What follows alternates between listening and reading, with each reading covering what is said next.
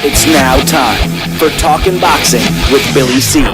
It began as a podcast, went live on the net, and transformed into a full-blown empire. It's the only daily boxing talk show on the planet, hosted by the only guy with the balls to do it. Many have stepped into the ring. Many have tried to take the belt. And one by one, they've fallen. Another victim of the undisputed heavyweight champion of Boxing Talk Radio.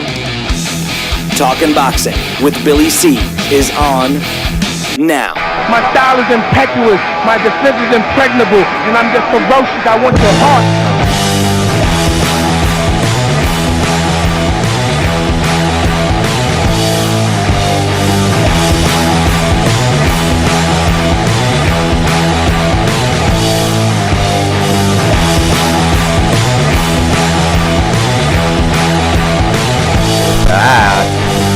Coming to you live from the Billy C Studios in Lake George, New York. I'm Bill Calogero, and it's time for the Billy C Show. Good morning, good day, good evening. Whenever you're watching, whenever you're listening, I hope you're doing all right. And it's good to be back. Today's show is being brought to you in part by Sal's Neighborhood Pizzeria and Italian Restaurant, located on beautiful St. Simon's Island in Georgia. Check out the website, www.salsneighborhoodpizzeria.com. Or give my man a call, 912-268-2328, 912-268-2328. Find out why I go all the way to St. Simon's for an authentic Italian meal. And I just had one last week. I had several, as a matter of fact. Today's show is also being brought to us in part by, you guessed it, my book. Tom Molyneux, From Bondage to Baddest Man on the Planet, is available right now where all good books are sold. And you can get a copy of this book right now while you're watching or listening to the show. Just go to barnesandnoble.com or amazon.com. Find out why I'm so adamant about getting the story of Tom Molyneux told. It's been a while. We've been out for a week, and we also delayed our comeback because yours truly came down with the flu, which sucked. But it is what it is, and I'm getting back. And I want to thank everybody for all the emails, some of the tearful emails, how much you guys missed the show, and some of the other ones, busting my you-know-whats. And then I got a bunch of emails to read today. Coming up later on the show, now between today and tomorrow, we got a lot of stuff to catch up. So if we don't get your email read today, rest assured, it'll be read tomorrow. So we're going to try to get to all of that today. But today, boys and girls, we are launching one of our new segments. Now, we promised you guys for 2018 we're going to unveil several new segments. And today is the first of several new segments. And coming up later on the show, we will be doing our new segment called Billy C's Magic Boxing Machine. And what's in the Magic Boxing Machine today, boys and girls? Well, how about Roberto Duran versus Julio Cesar Chavez at lightweight? We're going to break down the fight, and I say we, meaning me, Sal Rocky Senecola, Alex Perpali, and Dax Khan. We're going to break down the fight. We're going to give you strengths and weaknesses. We're going to give you our predictions of the fight. Then my man Alex is going to put this fight into the Title Bout Championship computer game, and we're going to see what happens. So looking forward to that.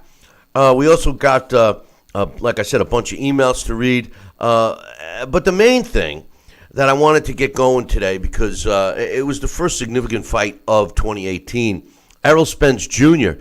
Made a world title defense this past weekend and destroyed Lamont Peterson in that one. And the only thing that bothers me, and we'll get into the fight here in 2 seconds, but the only thing that bothers me about this fight was, Errol Spence, which seems to be such a class act, this kid. And, he says, I picked Lamont Peterson because I knew he was going to be a tough opponent, and I didn't want to get put in there with a nobody or an unknown, and et cetera, and blah, blah, blah. And I agreed with everything he said. And then the very next day, the IBF announces that he must fight Carlos Ocampo next. And I'm like, Carlos Ocampo. I mean, and here lies the problem with boxing today. I mean, I can blame it, and I've said this many, many times. I think that the majority of the problem is the promoters and the network, et cetera, but the real problem lies within all the sanctioning bodies and these mandatory title defenses. Here you have a kid in Errol Spence that clearly wants to fight Keith Thurman. Here you have Keith Thurman who claims he wants to fight the best. You have these two stars or beginning to become stars on a collision course. There's no reason to marinate this fight. And yet, in order for Spence to keep what the networks and promoters perceive as value, which is a title, he's got to make a mandatory defense against a guy that nobody wants to see him fight. Nobody wants to see him fight. So who gets the blame here? Is it fair to blame Spence? Is it fair to blame his promoter, his manager, the television network? Or do we point all the fingers at the IBF? Joining me right now from St. Simon's Island, Georgia, is my man, Sal Rocky Senacola. Good morning, Sal. Hey, good morning, Billy C. How are you there, my friend? Oh, not too bad, brother. But, you know, before we get into the fight itself, Carlos Ocampo, I mean, isn't this... Who? Exactly. Isn't this where the problem lies with the sport? I mean, you know, Spence has to fight this guy, otherwise the IBF will strip him. And this is where the fans get screwed. What's your thoughts? Well, you're 100% correct. I mean, you know, Ocampo, let's see. I got to look at him and see. I'm sure he's a good fighter, and so the sanctioning body ranks him, and he's the mandatory. But the bottom line is we don't know much about this guy. And, you know, Lamont Peterson we knew about, and, you know, you want to have, like I said, the big difference, Bill, and we say it over and over again, the 70s and 80s and even some of them 90s, fighters in the top of their division, they sought out each other because they wanted to fight the best. The best were always trying to challenge the best to prove that they were the best.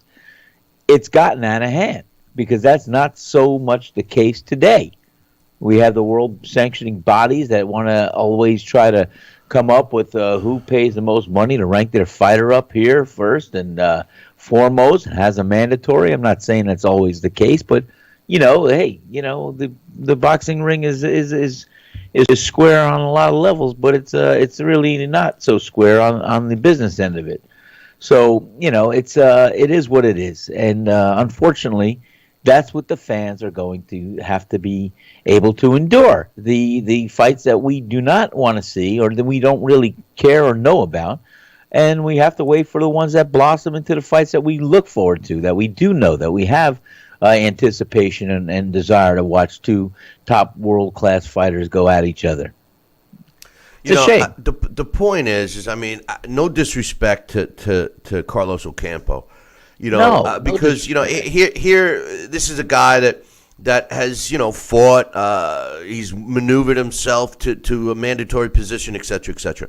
My point here is the fact that it's the sanctioning bodies themselves that prevent the fights that the fans want. You know, at the end of the day, in sport, in life, but in sports, the fans should be driving it. I mean, you know, the old saying, Sal, give the people what they want. In respect to your business, you own a restaurant. You know, if people came to your restaurant for your Italian cuisine and you decided, you know what, I don't feel like doing Italian anymore. I think I'm going to start serving cheeseburgers and hot dogs.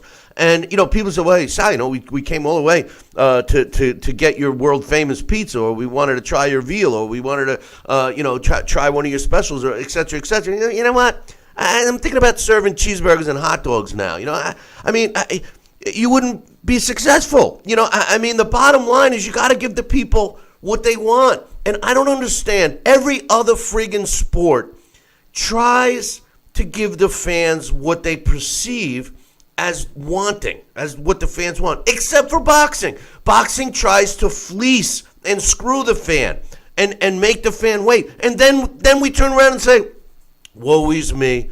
What's wrong with the sport? It's not the way it was years ago. Oh, the fighters don't want to fight. Did this and that. You know, and it's a joke. You know, the bottom line is the fans want to see Keith Thurman fight Errol Spence. The fans want to see, you know, my man Anthony Joshua fight Deontay Wilder. You know, I mean, it's BS. You know, and you and I had a conversation off the air the other day about the fights and everything. And we both understand that the fighters today, life today is about money, unfortunately. And these guys are being driven. They're like a joystick. They're being driven by the money. And they don't care. The pride factor's not there. All they care about is the money. And you know, you have a bunch of fans that accept that. And then you have the fighters that say, well, you know, I don't care who I fight. I'll fight anybody as long as I get paid. And that desire to think outside the box or fight outside the box or prove that they're better than the standard is lost. And I think a huge contributor, aside from promoters and networks, are the sanctioning bodies themselves. Yeah, well, we do understand that. I mean, that's the bottom line. They're in the business of boxing, and they have to do their thing and flex their muscles and have their rules, regulations, and titles respected. And that's why, you know, and I get it. I understand. But, you know, then let's legitimately have people ranked and let's have these fighters that deserve these opportunities to be out there and to show that they are the best. And the bottom line is, it is what it is. We're going to have to watch the ebb and flow of boxing. Hopefully, we'll see our fights that we want. The ones that will put the two top combatants of the weight division, or maybe top 5 or top 3. That they'll do that whole thing I usually call a round robin event, where they'll be fighting each other and going on to fight the other winners and things like that.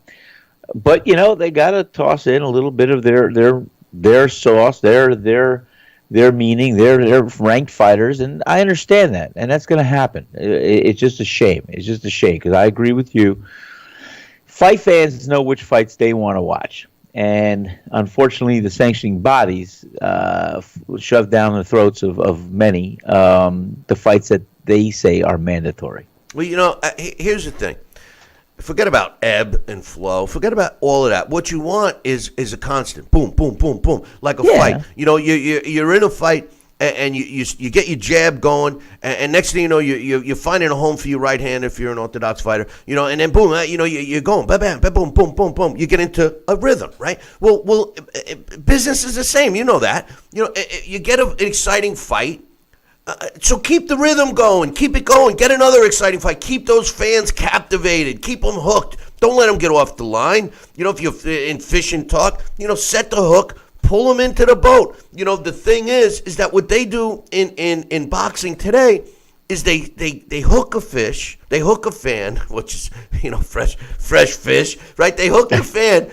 And then they cut the line. Hey, you know, screw it. We'll try and hook them again later on. You know, and they let it go. They let that intensity, that desire, you know, the possibility of developing a fan base. They let it go because they burden the fan with an undesirable fight in between. You know, and I don't have a problem with these kinds of guys fighting each other on the way up. But once you get to that point where you're being considered a top guy in your weight class, or even they're talking pound for pound for Errol Spence right now. When you get to that point, fans don't want to see you fight El Campo. They want to see you fight another guy that thinks he's better than you. Errol Spence against Keith Thurman. You know, they don't want to see. It's a shame, and you got to keep the momentum, Sal. That's what I'm talking about. The momentum is what's at risk here. You are so correct, Bill, and I will tell you, that is the next fight I want to see. I would love to see Errol Spence fight Keith Thurman, and you know what? That would be great. And as we often say, each fight will lead to another. And, you know, there'll be a Sean Porter, there'll be this, there'll be that. There's going to be a great slew of welterweights out there that will rise to the occasion and bring out their own best, and maybe even be more well known and special on that level. But the best brings out the best, and it's unfortunate that we do not have to. Well, that we have to wait around to see the best of the best, and sometimes we never will.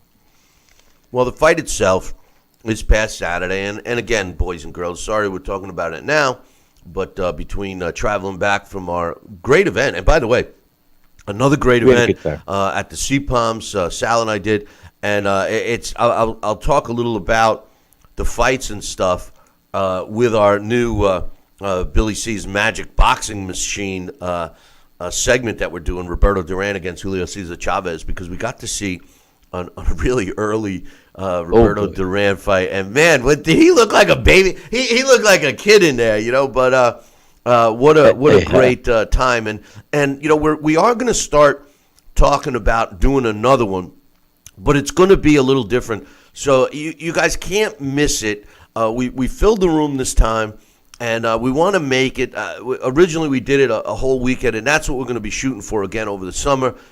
So listen, you guys know you've been wanting to come down, and now's the time. And speaking of getting people, I got my man Randy Gordon in the chat room over on the Facebook Oh, man, feed. Randy. And he, as you guys know, he does Love a show with my man, Jerry Cooney, former world heavyweight title challenger. And I know Jerry likes...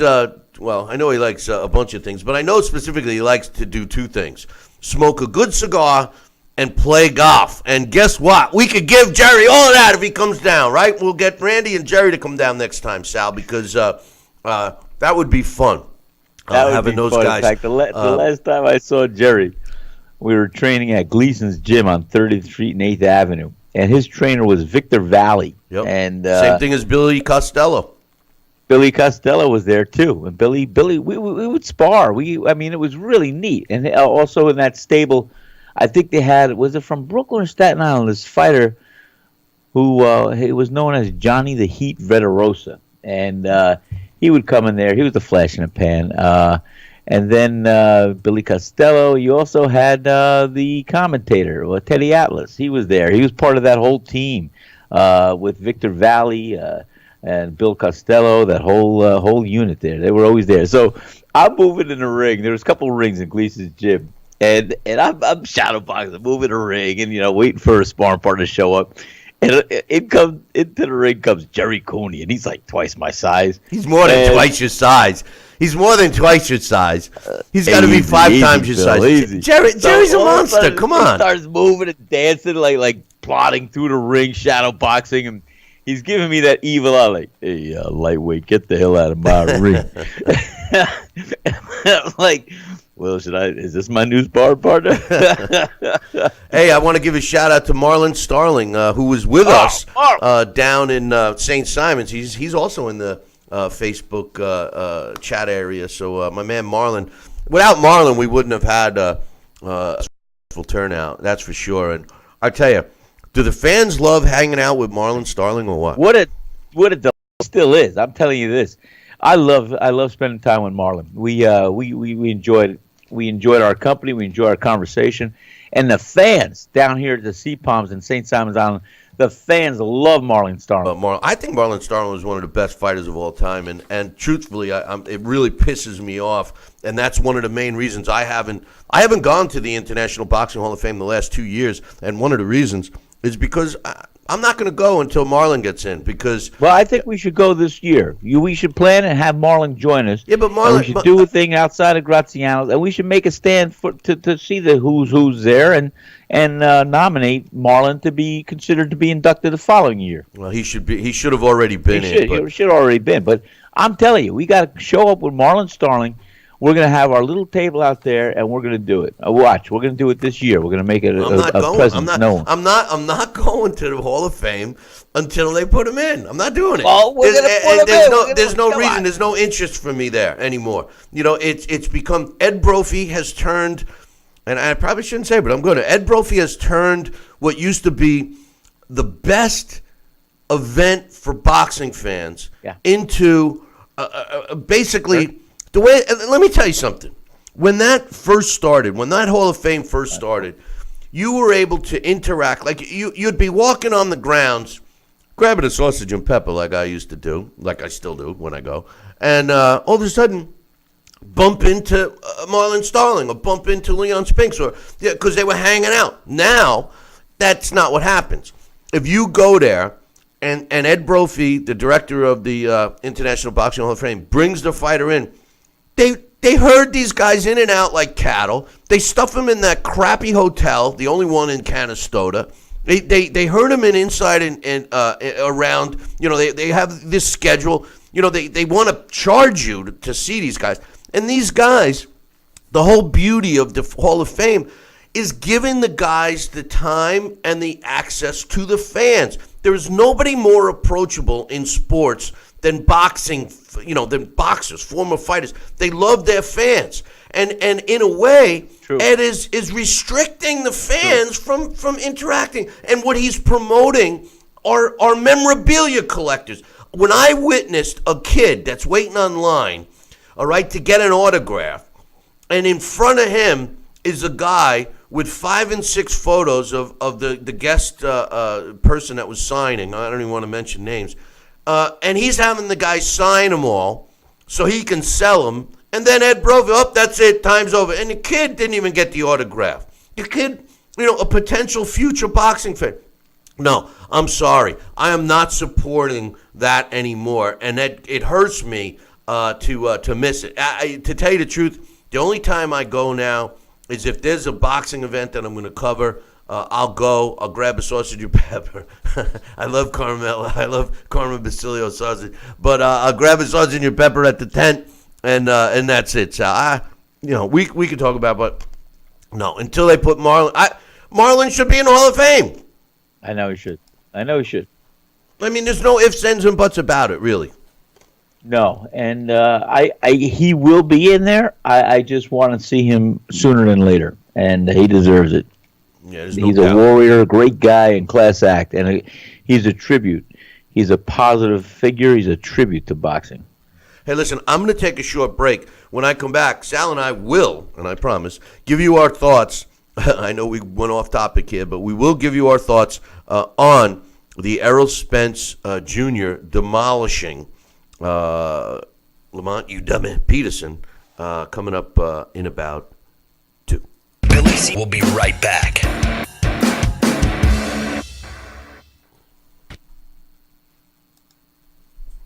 Broken air conditioning, $4,400. Failing refrigerator, $2,500. Don't let outrageous repair and replacement bills like these bust your budget. Get the First American Home Warranty Plan. And when a covered appliance or system breaks, we'll repair it or replace it for you. We had a high-end dishwasher go kaput.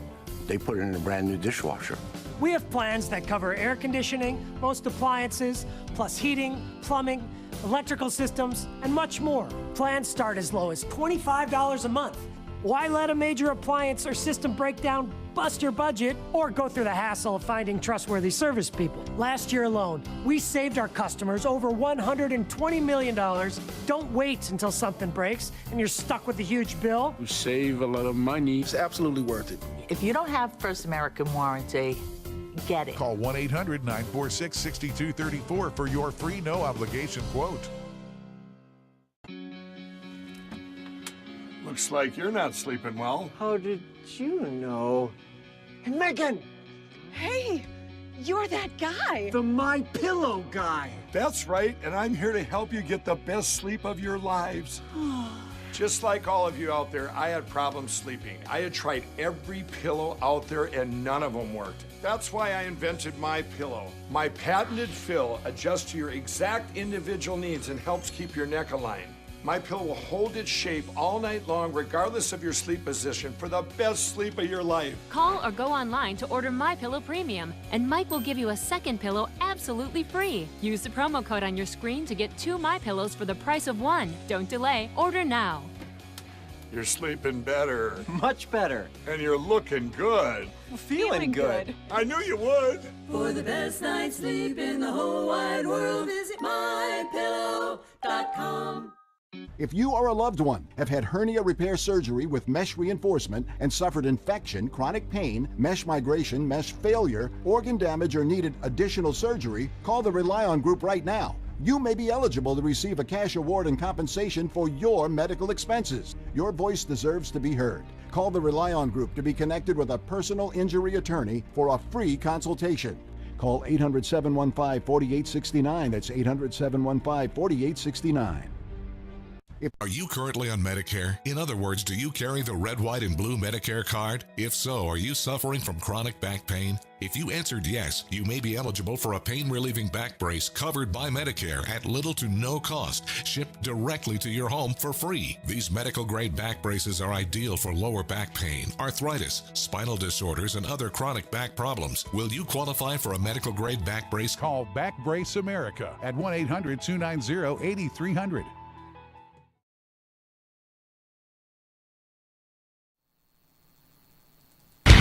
Check out BillyCBoxing.com now, or feel the wrath of the mighty mustache. Oh, that hurts! Why are you doing that to my face? I hate you. That's BillyCBoxing.com. Consider this your warning. Now back to Billy C. Interact with the show at BillyCBoxing.com.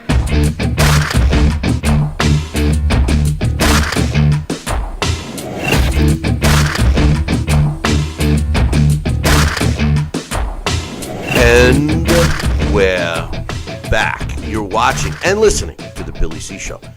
Glad you could be with us. And just before I went to break, I promised you guys and gals that we will be talking about the fight that took place this Saturday.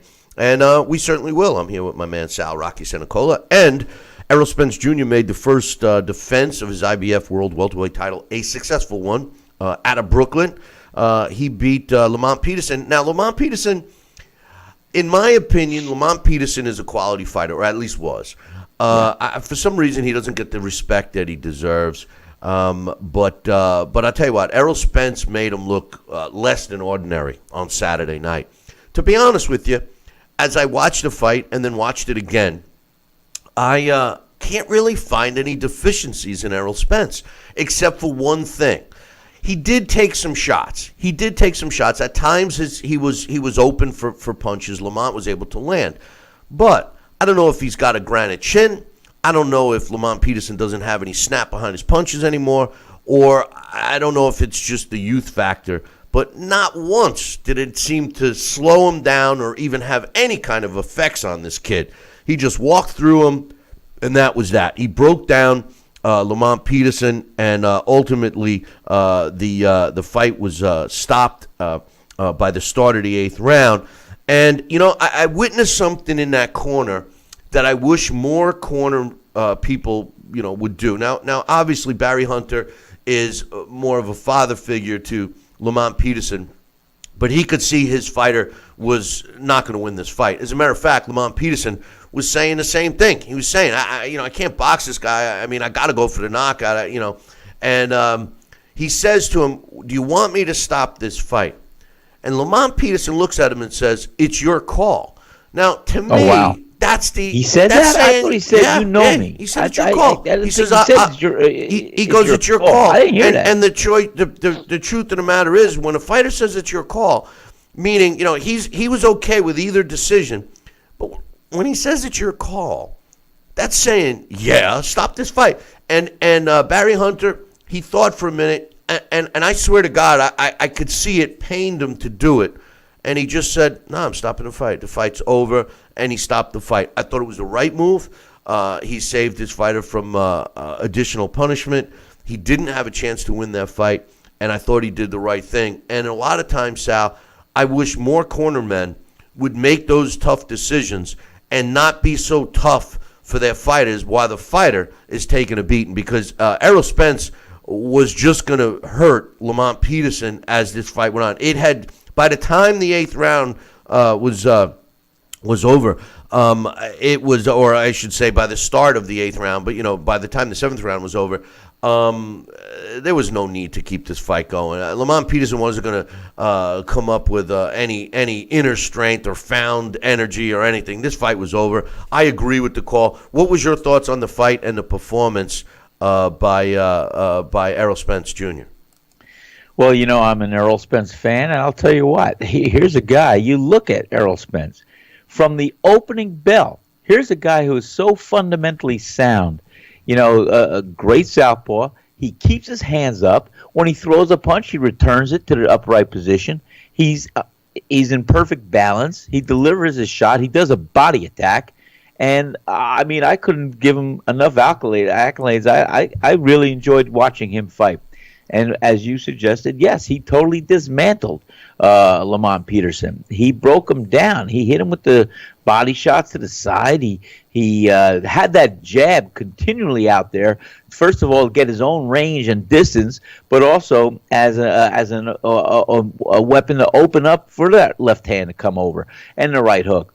He was vulnerable to a right lead occasionally, and I think he could take a good shot. He got caught with a few shots. But the guy fundamentally is a sound fighter.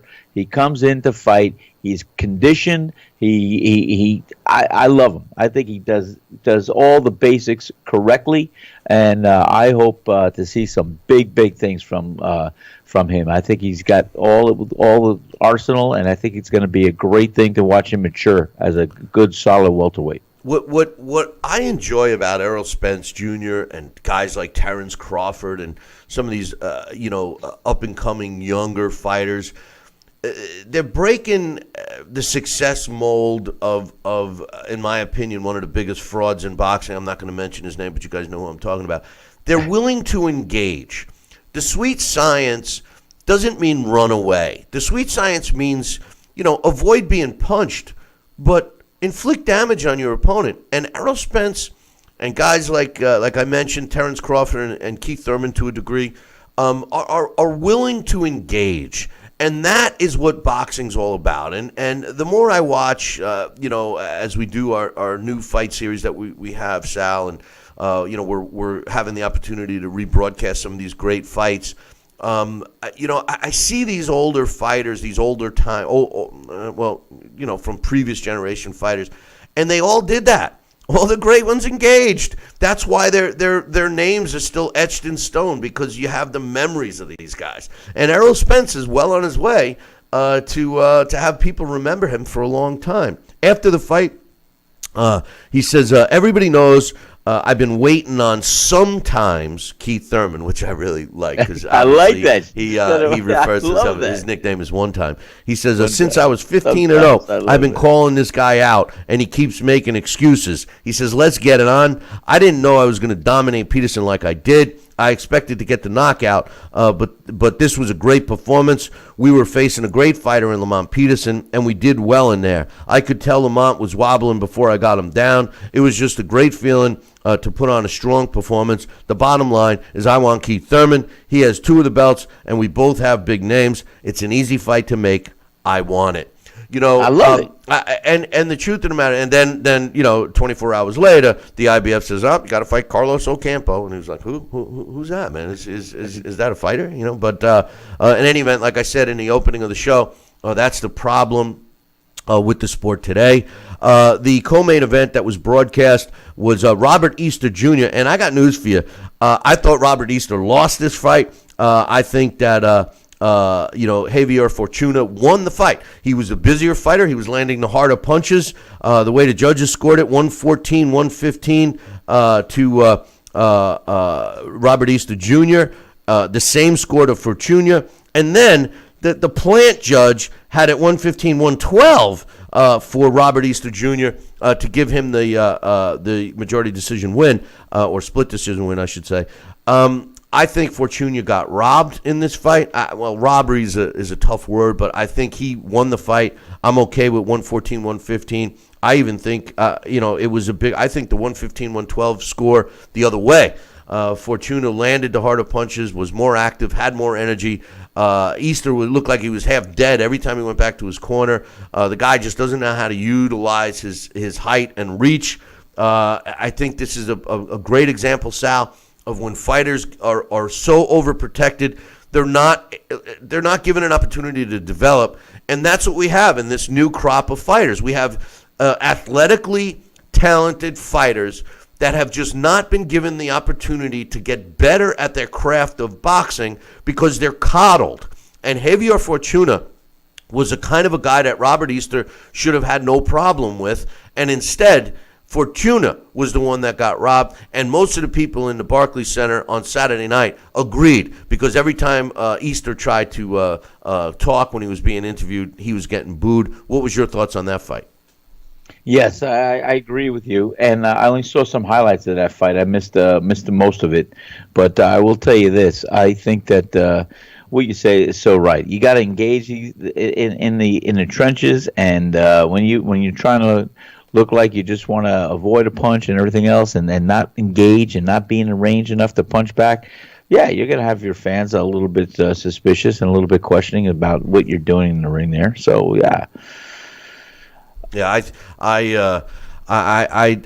feel that Fortuna, his value went up, Easter's went down. Big time. And again, when you look at fights like this, and then you look at the judges, and you say to yourself, how can they score a fight? Now granted, it wasn't a blowout. It could have been either one's fight.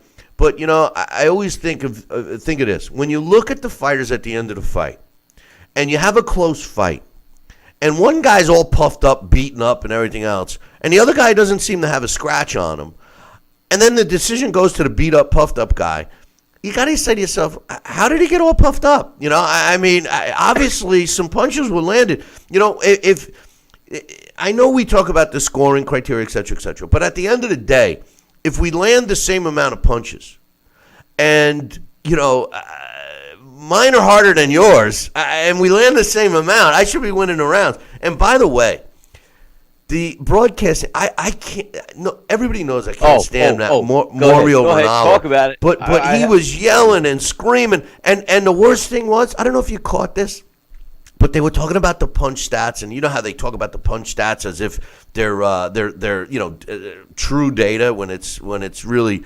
opinionated scoring. But as they're talking, I'm watching the scores change, and they're counting punches that weren't even thrown. They had the live counter going, right? And they're counting punches that weren't thrown. They were counting punches that didn't land as landed. And when I said, it's basically subjective, now I feel even stronger about that. Those punch stats are total bullshit, Sal.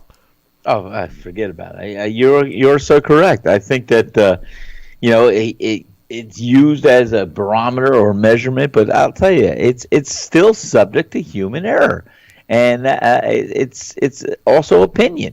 What's an effective shot? What's a glance? What's this and that? You've got these guys, toggling these little tickers, and it's definitely subject to too much of human error too, and opinion. But it is what it is. The guys, they were so off on their announcing. I felt so, they're talking about when Errol Spence was dominant. It took him 2 minutes to say, because I'll give you credit. I'll give Lamont Peterson credit. He, even after he got dropped, he battled back. I mean, the guy came back. He tried to show that he was in the fight. Well, he's got heart. He's got heart, and he showed that. You know what I mean? He did. But these guys didn't acknowledge it till almost the end. Oh, he's coming back. No, they're corporate. Hold that thought. We're going to take a short break. When we come back, we will finish up on that and start reading some emails, because I'm backed up with emails big time. So don't go nowhere. Billy C will be right back. Relief from backaches and stiffness in your hips or down your legs? Then you need Dr. Ho's Back Relief Belt. The innovative technology works to support and decompress your spine. And now it's covered by Medicare. Every patient with back pain should be wearing this belt. Nothing gave me instant relief except for the Dr. Ho belt.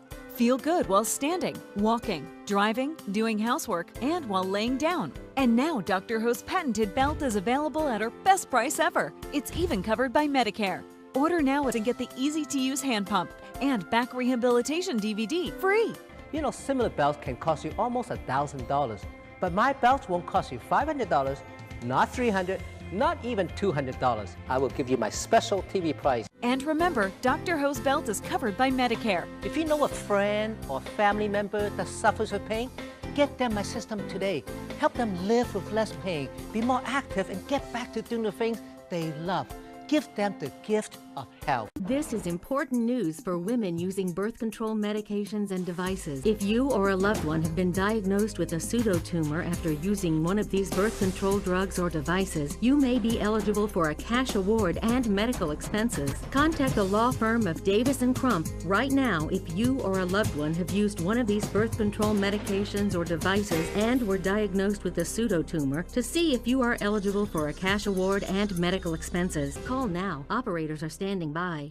Hologram USA presents a proposal to all investors. Hologram USA is an innovative three-dimensional patented technology that shifted the paradigm in media technology. Our patented hologram technology that brought you Tupac and Coachella, Whitney Houston, Billie Holiday, and many more is integrating live performances to bring your favorite past and present entertainers beyond your imagination. Invest in the patented technology before the banks scoop up all the stock. Invest in Hologram USA today. Hologram USA Flagship Theater, located on Hollywood Boulevard's Walk of Fame, is the first of many to come. Call now to be part of the explosive growth. Pick up the phone. Dial the number on your screen now. Invest in Hologram USA today.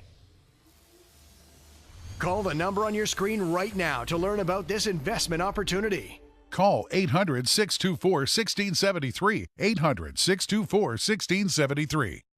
Are you currently on Medicare? In other words, do you carry the red, white, and blue Medicare card? If so, are you suffering from chronic back pain? If you answered yes, you may be eligible for a pain-relieving back brace covered by Medicare at little to no cost, shipped directly to your home for free. These medical-grade back braces are ideal for lower back pain, arthritis, spinal disorders, and other chronic back problems. Will you qualify for a medical-grade back brace? Call Back Brace America at 1-800-290-8300.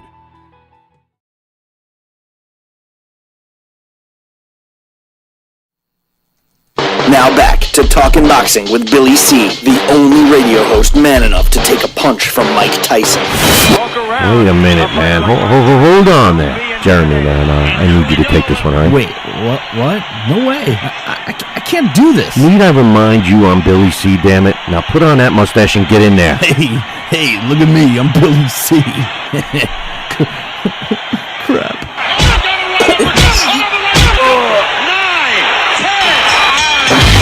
Undisputed heavyweight champion of Boxing Talk Radio. It's Talkin' Boxing with Billy C. Now back to Billy C. Interact with the show at BillyCBoxing.com.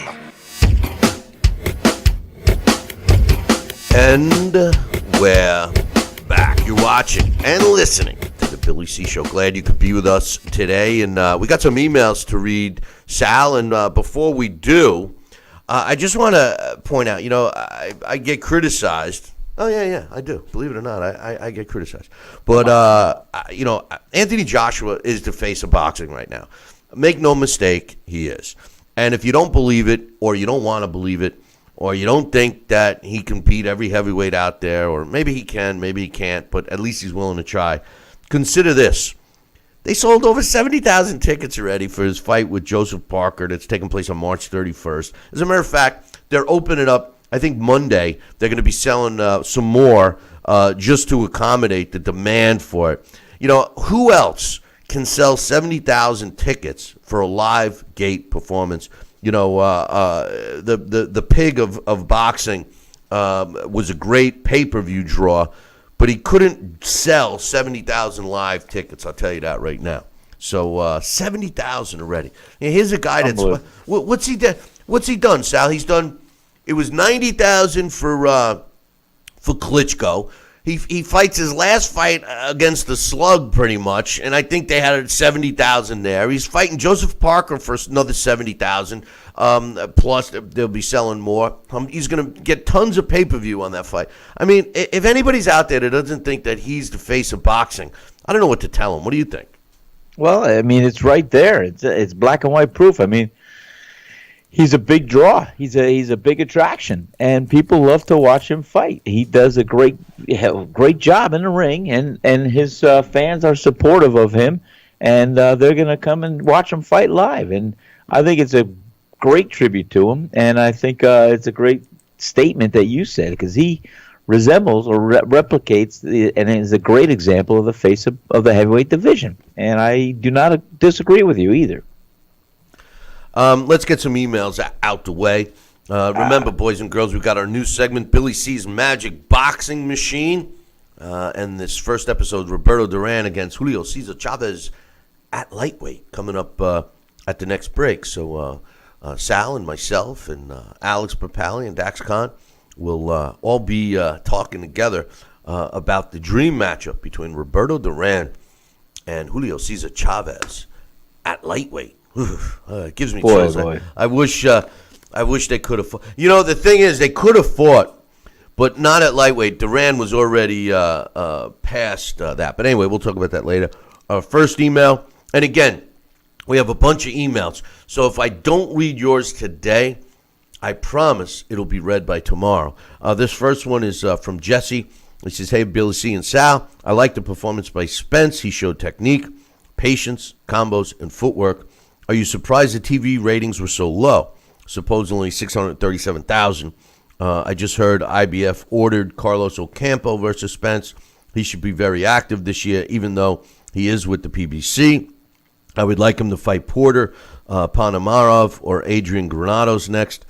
It doesn't surprise me about the views because of what I said before.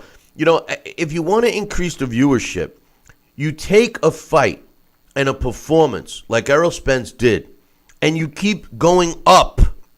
You don't go down the hill with, they don't rob the train coming down the mountain. They rob the train going up the mountain. You know, but you know, the thing is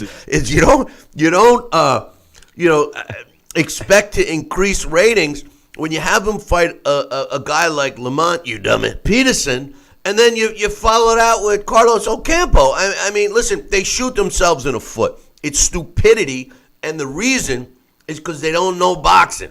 Like Floyd Mayweather Sr. said, you don't know boxing. You know, but as far as fighting Panamarov or Granados next or even Porter, no. I want to see him fight Keith Thurman next. That's the fight we want. You have that fight, the winner of that fight will create another fight that we'll want to see. And then that opens up other fights for the loser. The loser fights Sean Porter or Granados, etc., etc. And then the winners of those fights earn themselves another shot. That's how you keep momentum going. Right, Sal? Oh, gosh, you got it right on the head, man. That's a prescription that you should fulfill or fill with these fighters out there. I'm telling you, that's the way to do it. You keep the momentum, keep the ball rolling. And talk about the networks real quick for a minute. This weekend, we got a great fight with the World Boxing Super Series, and unfortunately, we won't get to talk about that today. We'll talk about it tomorrow. And no U.S. television. You know, talk about being a bunch of jerks. The U.S. television guy, why they didn't get this series. They should have learned their lesson after the first heat when they went through the first fights. And every single one of them were exciting. And yet the powers that be still did not pick up any U.S. television rights for these fights. This was one of the best tournaments ever that no Americans are getting to see unless you find it some other way. But anyway, he says, do you like the Charlo versus Centeno? Is this an entertaining fight? I don't like it because Charlo is one of these guys. He's like Robert Easter Jr. We haven't really gotten to see Charlo because he hasn't been put in there with anyone that's able to challenge him. And Centeno's not going to challenge him either. Charlo's a big guy. This is BS. What they're doing, the PBC is a smokescreen. Anybody that thinks that Al Heyman is all for the fighters, you're an idiot. Because all Al Heyman is doing is creating a smokescreen and lining his pockets with cash. And if you think it's any different, then you're an idiot. He says Easter has just problems using his height and reach to boxing when he's boxing. He should be beating guys like Fortuna pretty easily. Or maybe he should challenge other champions to see what he has versus those champs. I said it earlier. I agree with you, Jesse. He doesn't know how to utilize his height and reach. But then again, is it really his fault? Or is it his management's fault that haven't put him in with guys and given him an opportunity to get better? You know, when you increase your level of opposition, you get better. When you don't, you don't. It's that simple. It's not rocket science. It's not rocket science, Sal. You know, No, I mean, come on. You outlined it perfectly. That's exactly how fighters learn. It's funny. You're laughing because it's funny. It's funny that they don't do this today. Exactly. It's amazing. Right. And you know what? And then the fans are so quick to blame the fighter. Oh, he was overrated. He was exposed. He was this. And really, it's not the fighters, because truth be told, as much as I'm a historian and as much as I love all the older fighters, the truth of the matter is today's athletes are way more athletic. They're bigger, they're stronger, they're faster. Their nutrition is better. They know how to work out better. They're better. The problem is they're not better because they don't fight each other. They don't have the strength mentally. They have the strength physically, but not mentally. Mentally, we as a society, I say we, because we become a bunch of pansy asses. It's so true. When we talk about this, when we used to go to school, you used to see kids walk to school or wait for the bus. Now, they don't walk to school. Mom drives them in the minivan. And if they get on the bus, they drive them from the house to the bus stop in the minivan, because God forbid they get wet or get cold or something. It's a joke. It's a joke. I love driving by bus stops and seeing a line of minivans lined up where everybody's sitting in the minivan till the bus pulls up. Then they take their sweet-ass time getting on the bus. I remember a bus driver, man, this guy created track stars, because if you didn't run fast enough to get on that bus, he used to laugh as he's closing the door. See you at school, sucker! And drive away. That's right. That's right, man. Oh, man. Anyway. Man. Let's see. Billy, there's been lots of talk of Manny Pacquiao versus Lomachenko. Do you think this bout can happen? Maybe Top Rank is using Manny Pacquiao as a stepping stone to showcase Lomachenko to the vast boxing fans who would watch it. I would watch it. I think that would be a cash out for Manny Pacquiao, but it would still be an interesting fight. I don't know what Manny Pacquiao is still in the conversation for. They were trying to put him in the conversation on Saturday night.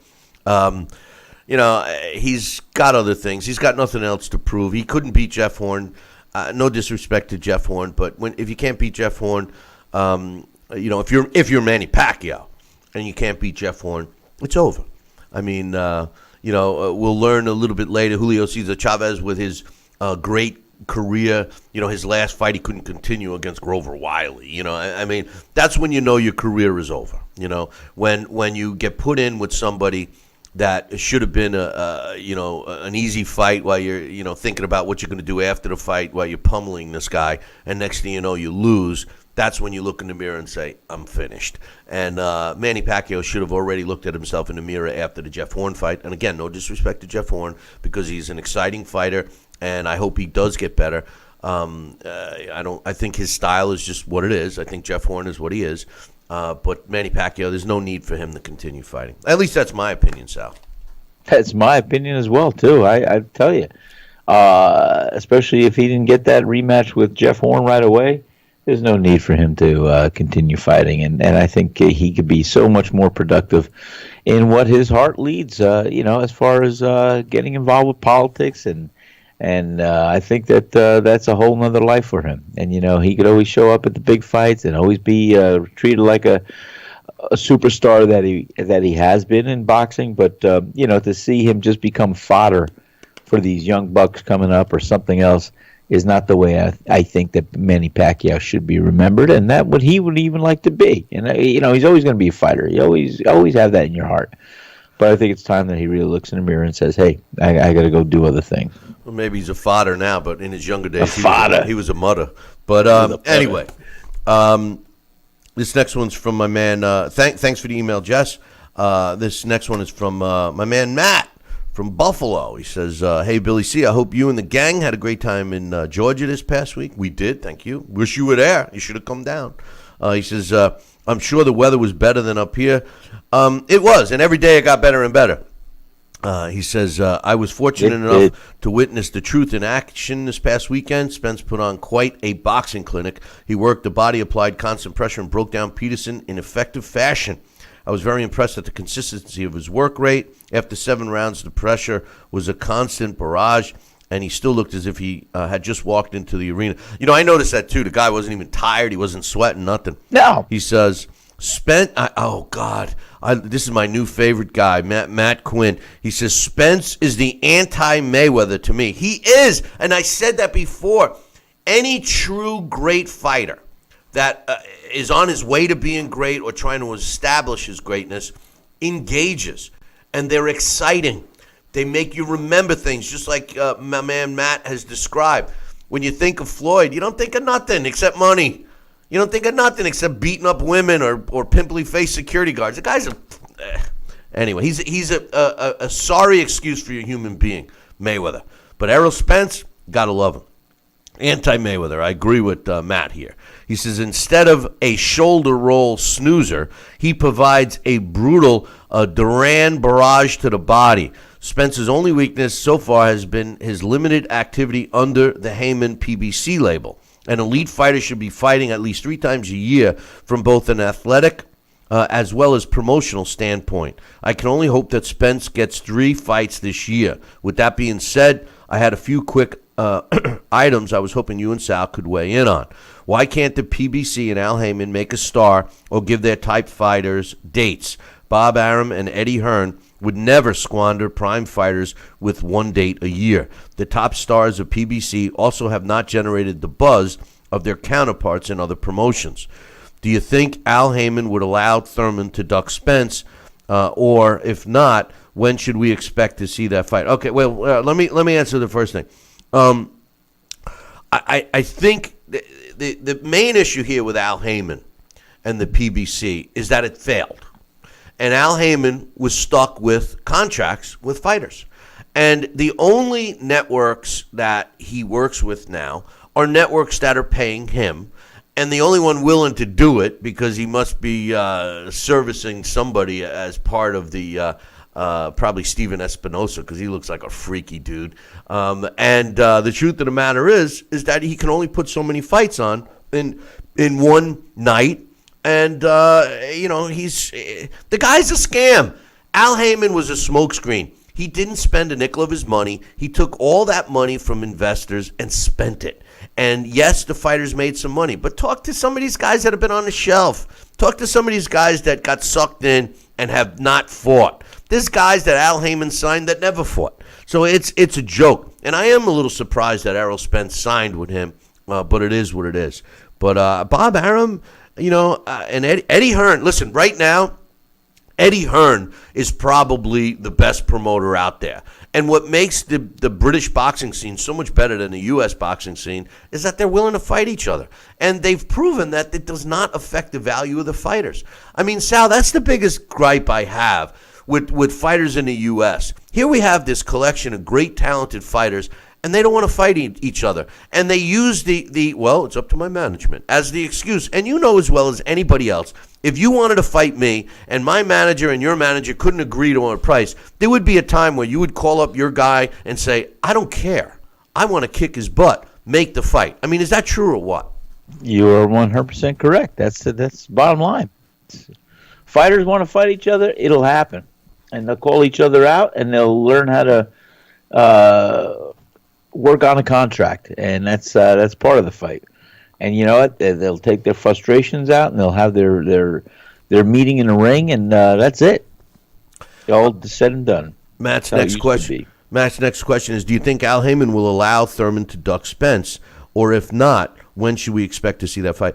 I do think that he would allow him to duck him because in his mind they're building up interest.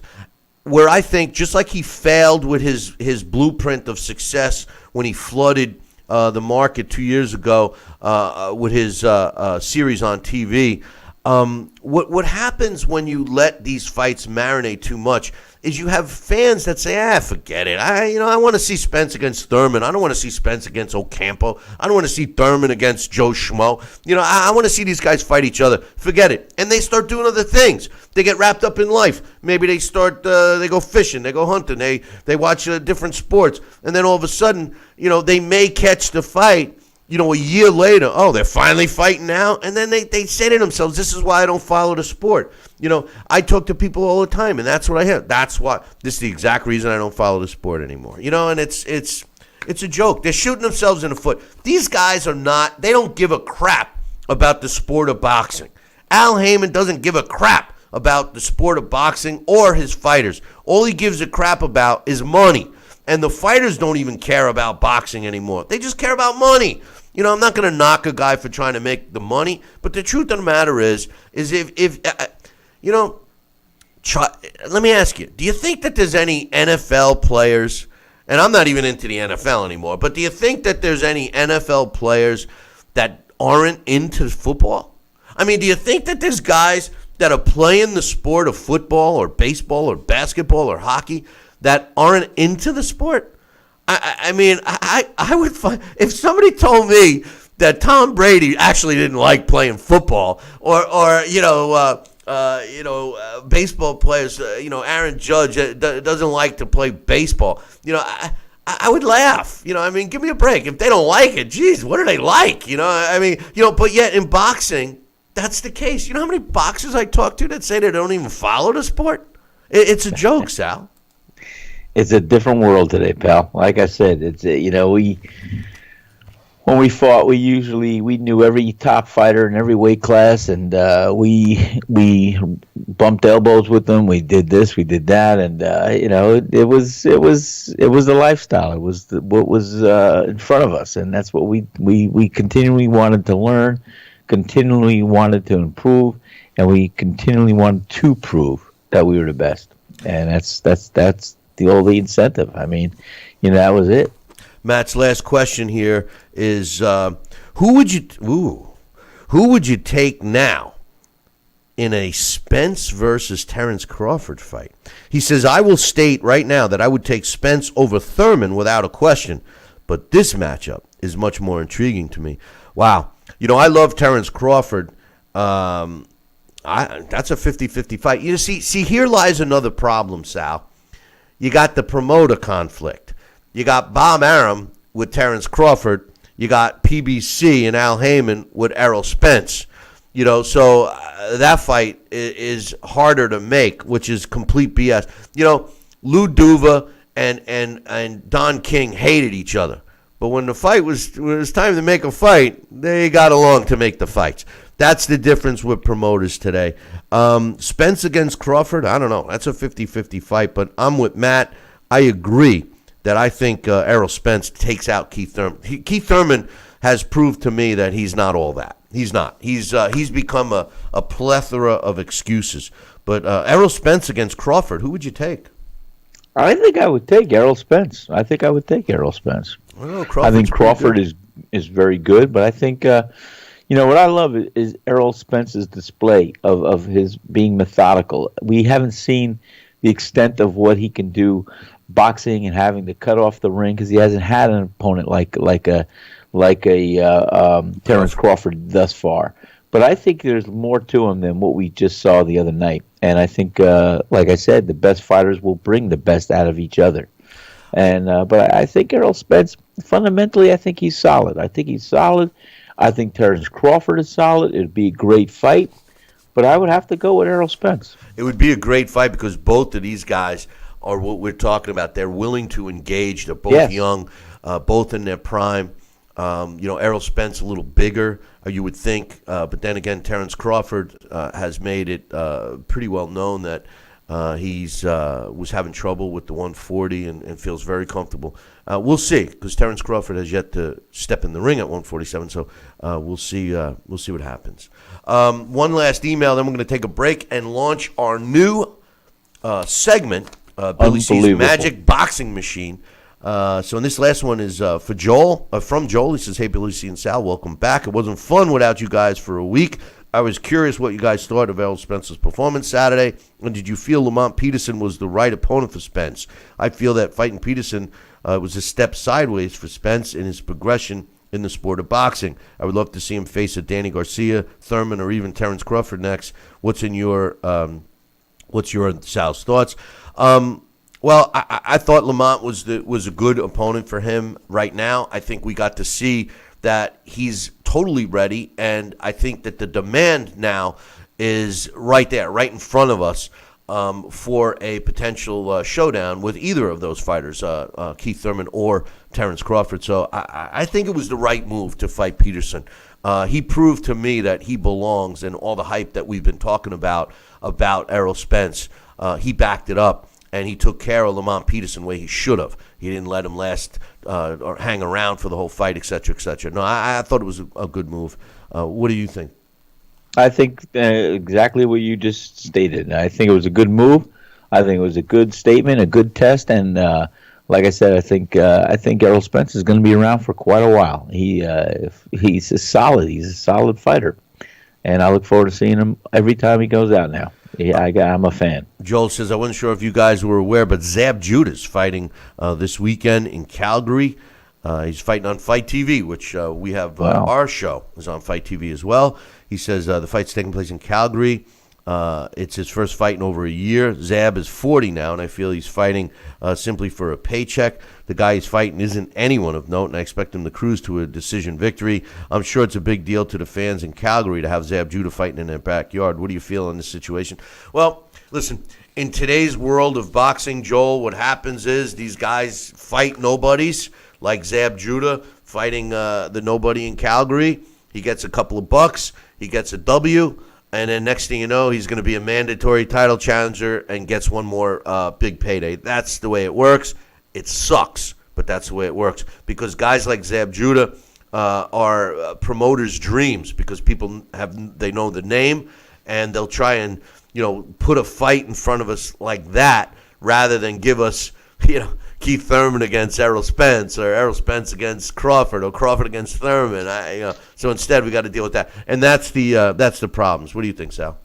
I think you're right. I think you hit it right on the head both times, and those are the problems, and those are the shortcomings. But hey, we have to let the process work itself out, and hopefully, we'll start seeing the best fights coming forward.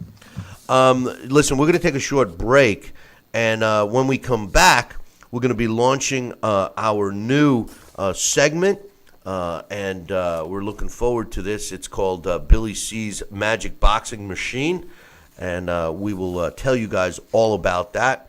I'll tell you about it right now. It's basically going to be myself and Sal and Alex Papali and my man Dax Khan. We're all going to be talking about a fight, and this first one is going to be Roberto Duran against Julio Cesar Chavez at lightweight. And we're both going to give you our prediction. We're all four of us are going to give you our predictions.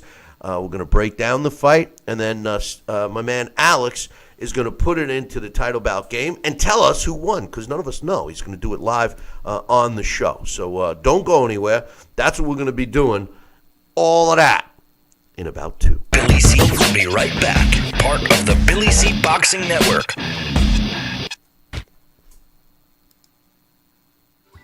Snacking has never been this exciting.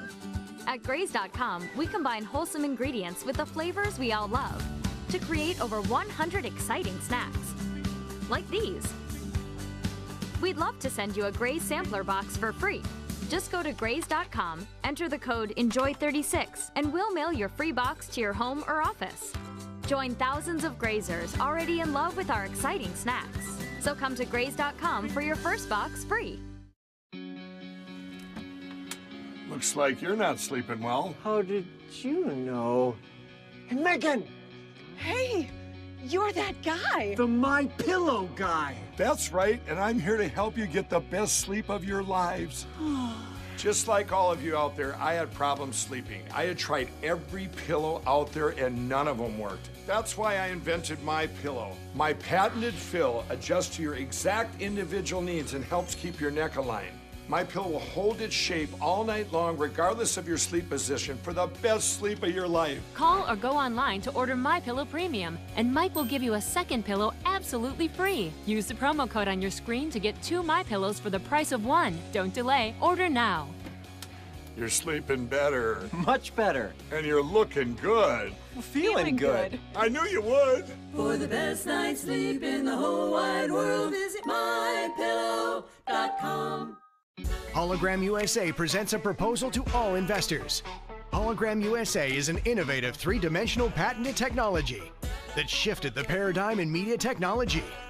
Our patented hologram technology that brought you Tupac and Coachella, Whitney Houston, Billie Holiday, and many more is integrating live performances to bring your favorite past and present entertainers beyond your imagination. Invest in the patented technology before the banks scoop up all the stock. Invest in Hologram USA today. Hologram USA Flagship Theater, located on Hollywood Boulevard's Walk of Fame, is the first of many to come.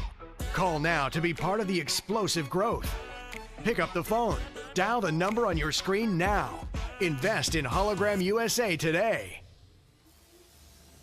Call the number on your screen right now to learn about this investment opportunity. Call 800-624-1673. 800-624-1673. Are you currently on Medicare? In other words, do you carry the red, white, and blue Medicare card? If so, are you suffering from chronic back pain? If you answered yes, you may be eligible for a pain-relieving back brace covered by Medicare at little to no cost, shipped directly to your home for free. These medical-grade back braces are ideal for lower back pain, arthritis, spinal disorders, and other chronic back problems. Will you qualify for a medical-grade back brace? Call Back Brace America at 1-800-290-8300.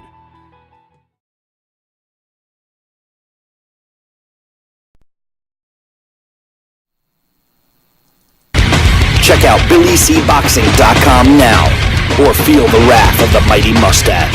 Oh, that hurts! Why are you doing that to my face? I hate you. That's BillyCBoxing.com. Consider this your warning. Now back to Talkin' Boxing with Billy C. He may not have an Excellence in Broadcasting award, but the night's still young. And he's got martinis. So you never know what may be by morning. It's Talkin' Boxing with Billy C. Talking Boxing with Billy C. Now back to Billy C. Interact with the show at BillyCBoxing.com.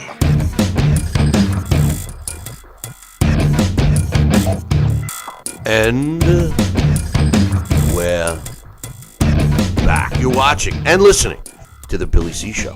Glad you could be with us. And we've been telling you guys that we're going to be launching a bunch of new segments on the show. And the first of several new ones for 2018 is going to happen right now. And joining me, joining me is my man Sal and Alex. And we have Dax is...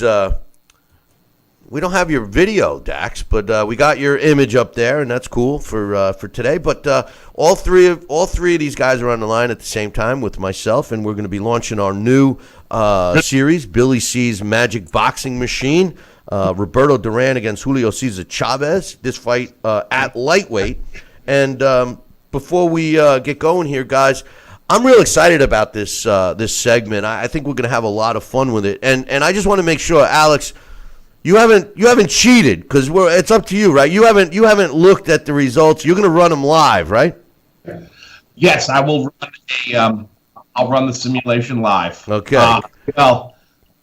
I cheated a little bit. See, I knew he was going to do it, Sal. I told you that he was, man. Unbelievable. Hey, but we're going to give our opinions, not knowing the answers. I know. The rest of us, right, Dax? The rest of us are at least going to give us our opinions without knowing what title bout's already said, right?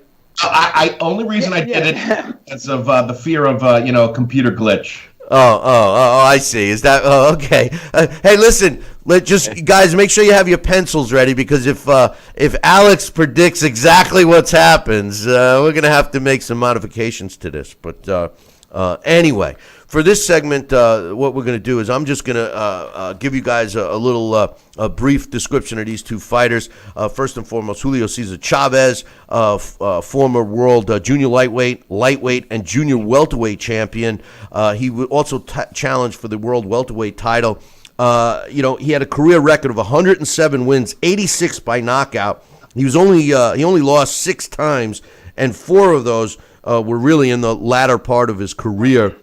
This guy went 82 wins, no losses, and a draw, and some even have it as 87 wins, no losses, and a draw over the first span of his 14 years of his career before losing his first fight which was against Frankie Randall in 1994, and that was a split decision. So you got all this talk about that 50-0. The only significance of that 50-0 was in the heavyweight division. But guys like Julio Cesar Chavez, 82-0-1. This guy did very well. Obviously. Now, as far as his accomplishments, he won Fighter of the Year in 1987. The Ring Fighter, that was from the Boxing Writers, the Ring Fighter Year in 1990. Several of his fights won awards. He was ranked in 1996 as the sixth greatest fighter of all time by the Ring magazine. I mean, the accolades go on and on. Who is he fighting against today in our Magic Boxing Machine segment? Roberto Duran. Roberto Duran is a guy that most people think of as a guy who fought Sugar Ray Leonard. But the truth of the matter was he fought for over a decade before he stepped in the ring with Roberto Duran. He was a former, with Sugar Ray Leonard, he was a former world lightweight, welterweight, junior middleweight, and middleweight champ. Yeah, middleweight. Remember, he beat Iran Barkley. Iran Barkley was a huge fighter. He was inducted into the Hall of Fame in 2007. I forgot to mention that Julio Cesar Chavez was inducted in 2011. Sal and I had the luxury of watching an early Roberto Duran fight this past weekend as a lightweight. And one of the things that sticks out in my head, Sal, real quick, is how young he looked. He looked like a baby, didn't he? He looked like a young buck, and I'll tell you what, how athletic he was and how agile. He had some speed, he had some good moves, and that's the whole thing. A lot of us boxing fans, or a lot of us boxing people, we remember Roberto Duran as a welterweight, what he's done with his bouts with Leonard and all the others, and Carlos Palomino on his way up as a welterweight. Great fight, great test, and but he had a whole nother career as the lightweight champ, and he was a devastating puncher at lightweight. He could take a heck of a shot, and the guy, that's where he built his fierce approach to being the champion that he is. He was just devastating. I mean, he would lights out on most of his opponents. He would take a shot, and he did get hit at times. And we saw him against Esteban de Jesus when you were down here. And Esteban de Jesus gave Roberto Duran his first defeat. But Duran came back 2 times and knocked him out. Dax, glad you got your video going. We're going to kick you off with the significance of this matchup and what this fight really means from a fight fan's perspective. I mean, we just talked briefly about these two guys. Most people that are watching this show have heard of both Roberto Duran and Julio Cesar Chavez. But in your opinion, tell us, what's the significance of this dream matchup, and why is it so important that we're even talking about this? Well, the first and most important significance of this is, as you already stated, these are, two genuine, top 10 top 10 all-time greats. And in the lightweight division, even though they won titles in divisions past that, this is where they built their legend, so to speak. This is where Roberto Duran developed the hands of stone. This is where Julio Cesar Chavez, developed that ferocious style of his that made him the legend that he was. In terms of what really makes this special is that both these guys carried and still carry nations on their back. Julio Cesar Chavez Sr. in Mexico is viewed as, like a boxing god. He's an idol to all young people. He's an idol to his fellow countrymen. And the same thing with Roberto Duran. Because there's not a lot of high-profile athletes from these countries, when you have a Roberto Duran or you have a Julio Cesar Chavez Jr., the whole nation more or less looks at them as their heroes and something that they want their children to aspire toward, even if not they want them to be a fighter, but they want them, to aspire towards that type of greatness. We speak all the time today about how English UK fans love their fighters. Hispanic rivalries in boxing, as we know, have always been, some of the most exciting, most particularly the Mexico versus Puerto Rico. Now, Julio Cesar Chavez, as a lightweight and super lightweight, and Roberto Duran as a lightweight, were very similar with the way they would just come together and nonstop. And at some point in time, if this match ever took place, it's the type of fight because of those reasons, fathers would actually tell their sons about what took place on that night. The story would be passed down from generation to generation till, without video footage, it would almost be more myth than reality. As long as even one of them, though, because of how highly they're revered, no matter what, if Chavez won, the Mexican fans would praise Duran for his efforts, and the opposite way, the Panama fans would praise Chavez for his efforts. You would hear fathers tell their sons, pero como un guerrero bien por él, which means he lost that night, but he fought like a warrior, good for him. Fathers would tell, other expectant fathers, stuff like, que tu hero tunga fieza day, which means, may your son have the strength of Julio Cesar Chavez Sr. or Roberto Duran, because that's how highly looked upon these guys are. So it's more than just a boxing world. Both these guys would literally carry in the nations on their back. Excuse my my Spanish, my pronunciation isn't all that great, but it's also early. In regards of the fight itself, why do you feel that this fight would mean so much if we were able to go back in time and make it happen right now? If we were able to go back and grab these two guys in their prime at lightweight and make this fight happen right now? I mean, how important would it be in the scope of boxing today?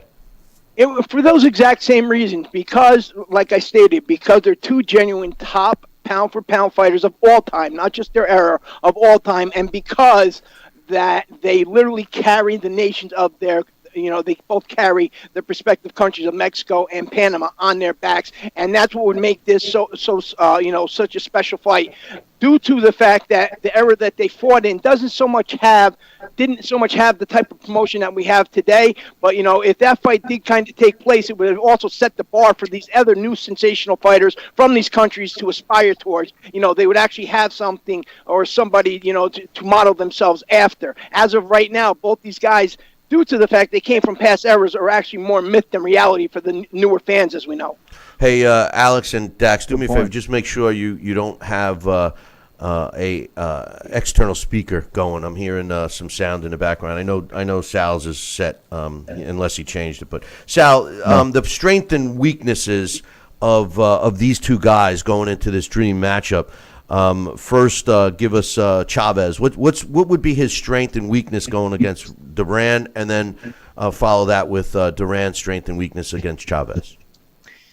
What would make this fight such a beautiful display of warriors is the fact that they have a lot of similarities with their strengths.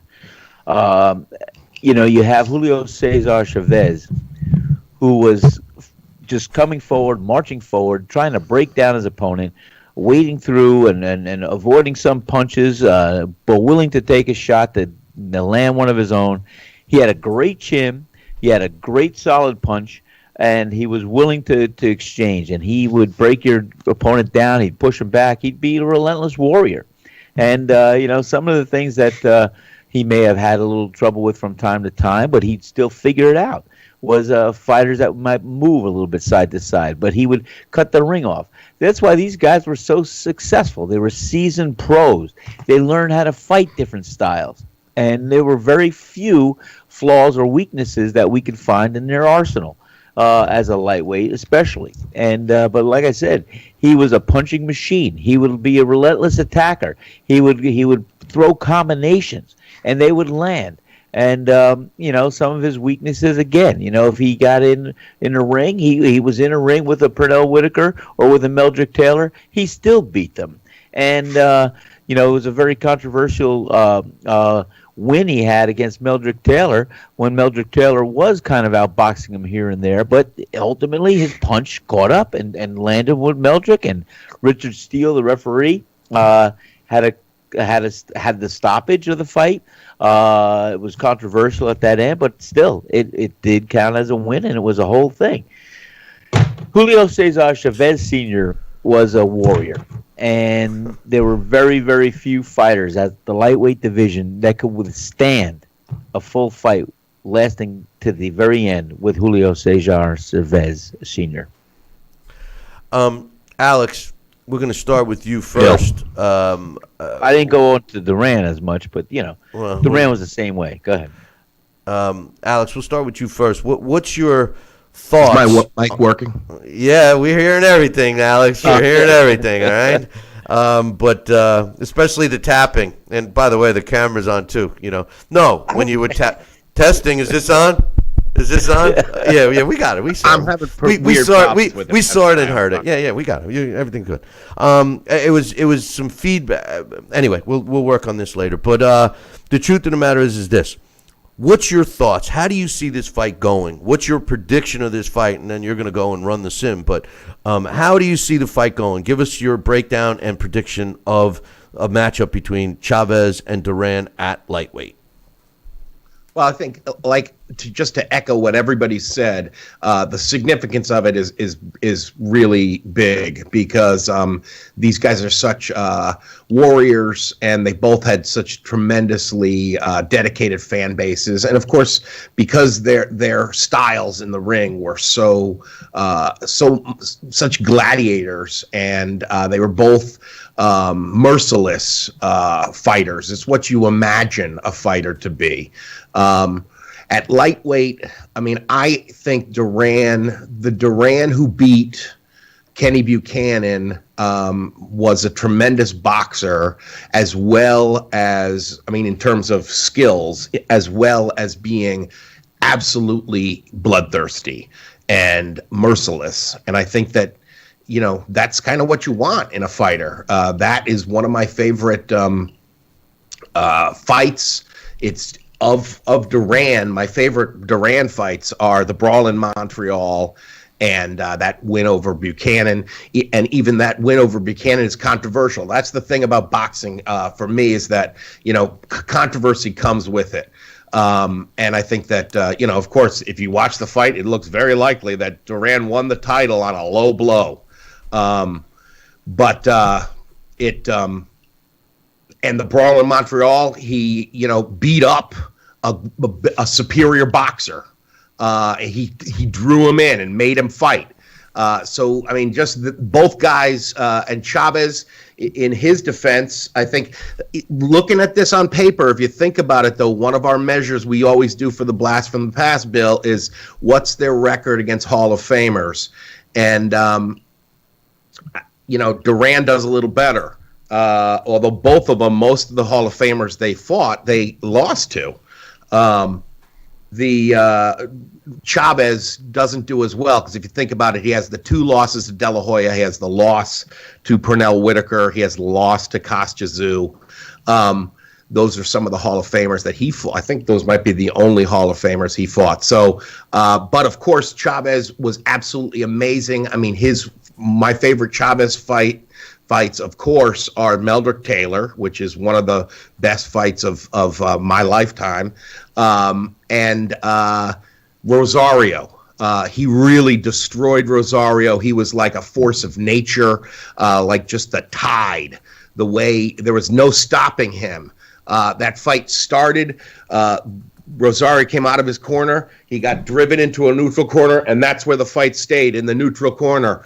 Chavez on top of him just wouldn't let him out until he caved in.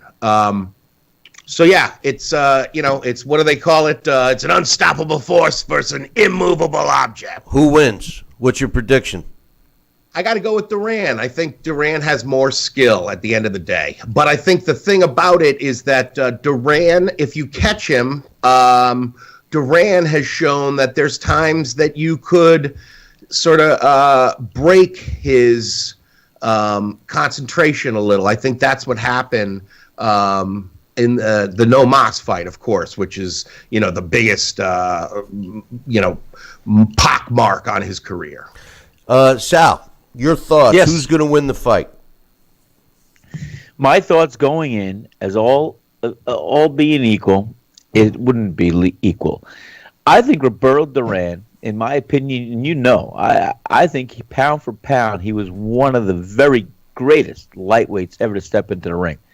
Not taking away anything from Julio Cesar Chavez Sr. I think he incredible lightweight as well. But I would think that Roberto Duran is going to have enough fire, enough fierceness to take any shot that Chavez could give him and still have the ability to move the way he could. He was so agile at that lightweight division, and he had a devastating punch. And Roberto Duran, I've been in a ring with him. He's got hands like heavyweights, clubs. There's a reason why they call him hands of stone. His fists are the size of most bigger fighters, like a heavyweight, and they are heavy-handed clubs. And I'm telling you this, as a lightweight, there was very few lightweights that could deliver that kind of force. And I think that Roberto Duran would have beaten Julio Cesar Chavez if it was a reality fight. That man, Dax, what do you think, brother? Well, I think Alex brought up a very valid point where Duran, as we all know, not only because he was so relentless at lightweight, he was also at that point, he was also a very underrated boxer, and he had a lot of speed. Yes, Chavez Sr., his main attribute was breaking guys down, and Roberto Duran, as Alex mentioned, in the rematch with Sugar Ray Leonard, the infamous No Mas fight. What happened there is that Duran became frustrated because Leonard would not oblige that fight. Now, Chavez Sr. would oblige Roberto Duran in standing there and trading. But one thing we do know about Chavez Sr. is he was never really that successful against guys who had a lot of speed. The Meldrick Taylor fight is a prime example. He ended up getting that stoppage late, but for pretty much most of that fight, Meldrick Taylor had his way with Chavez Sr., and he made him look silly. Roberto Duran, because of that speed and because of the fact that he would oblige Chavez Sr. when Chavez Sr. was coming forward, that he would also incorporate that speed, he would incorporate his movement, and he would turn Chavez Sr. around when he wanted to, and you would start to see him break Chavez Sr. down, and I think he would gain a stoppage because Chavez Sr. would not be used to somebody standing there as strong as him, willing to trade, but there would be nobody there for him to answer back to, and that's why I have to go with Roberto Duran. And later on in their careers, Roberto Duran and Chavez Sr., they both they evolved, but Roberto Duran truly evolved into the full package. That's why I was surprised when you mentioned earlier on into the show about where they were ranked. A lot of times where you see the top 10 fighters of all time, Roberto Duran is always in that top 10, and most of the time, on most credible lists, even historians, Roberto Duran is usually ranked above the rest of the members of the Fab Four, meaning Leonard, Sugar Ray Leonard, Tommy Hearns, and Marvin Hagler, all who have a win over him. So I think Roberto Duran would pull this off, and he would beat Chavez Jr. at his own game. All right, so my thoughts here on this fight, and all great points. Recently watching Duran as a youngster, I saw some deficiencies, and one, he was susceptible to the body shot, and Julio Cesar Chavez was an expert at working the body, just like Dax said, breaking his fighters down and going in for the kill. But just like Alex and Dax and Sal all said, Roberto Duran had speed. He had hand speed. He had movement. He was a boxer that most people don't realize unless you take the time to go back and watch him as a lightweight. I think that the Kenny Buchanan fight was one of the greatest fights I've ever seen from Roberto Duran. The Esteban Jesus fights, the trilogy of those three fights, three great fights. Duran losing the first one in a non-title matchup and coming back and knocking out Jesus two times after that. One we watched this past week. If these two guys got in the ring today at lightweight, both in their prime, and by the way, I agree with all three of you guys about the Sugar Ray Leonard fight. It was more of a frustration, but for some reason, a lot of younger fans seem to hold that against Duran, which so did the people of Panama. He couldn't go back to Panama for 2 years. He had to go in disguise as somebody else. They wanted to kill him. But the truth of the matter is skill versus skill at lightweight. As great as Julio Cesar Chavez was, I think his style would have fit perfectly for Duran. The only problem that I do see with Duran was the fact that Duran did hit the canvas. He hit the canvas against Jesus twice, both in the first round, coming back and winning both of those fights. The question would fall on this. Would Julio Cesar Chavez have enough power to knock him out with one punch? I think early on in that fight, I think the edge would go to Duran. And like all of you guys, I'm picking Duran in a fight that would end up being a stoppage at some point, maybe a TKO or whatever. Alex, enlighten us. How did Title Bout have this fight go? Okay, here we go. They're all set to go. 135 pounds, 12 rounds. Oh, I thought you were going to run it while we were giving you our thoughts.